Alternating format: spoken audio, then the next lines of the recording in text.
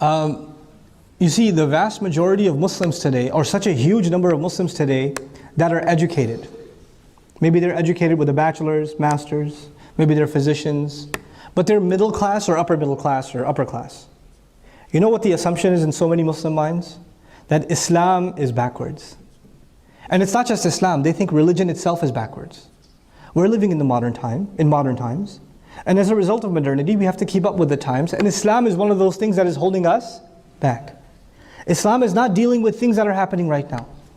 When we create practical Islamic education that deals with realities of our time, then we are able to display in the most intellectual fashion that Islam in fact doesn't just deal with the situations of our time, the needs of our time, the criteria, the areas of inquiry of our time, but actually has solutions in these areas that haven't yet even been discovered.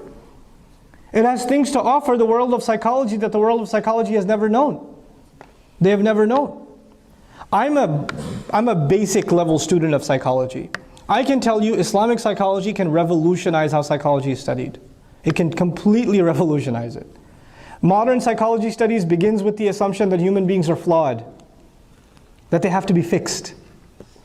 They're just flawed. And from Freud onwards, we're messed up and we have to get unmessed up. So whether it's by means of pills or therapy, whether it's cognitive or medical, clinical psych, you have to undo the mess that you are. Islam begins with the premise that you are flawless. كُلُّ مَوْلُودٍ يُولَدُ عَلَى الْفِطْرَةِ. You start with fitrah. And then there were corruptions that came in. You have to if you can undo the corruptions, there's something good at the bottom. There's something pure. There's something great at the essence of the human being. Is our approach going to be completely different as Muslim psychologists? Yeah. It's going to be totally different. Islamic psychology says your whims, your desires, what you wish for, what you want. Allah put that in you, but you have to control it in order to achieve happiness. If you let your desires control you, you will be miserable in this dunya and in the akhirah. Modern psychology says do what feels good. Do what feels good. That's what they'll tell you. What makes you feel comfortable?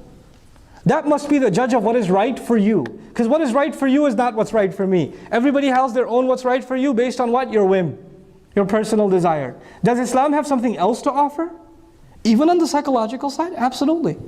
And I'm not a PhD in psychology. I'm just basic level, bachelor's level psychology.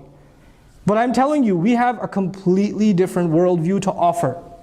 And it can really help people. This deen came to help humanity, right? So we are going to be able to give the highest levels of education in Islam if we address the foundations. This is the few things that I wanted to share with you about the renaissance in Islam, that inshallah ta'ala, I'm completely optimistic that it's coming. If we have the vision for it and we have the drive for it, bi'idhnillah ta'ala, we will achieve it.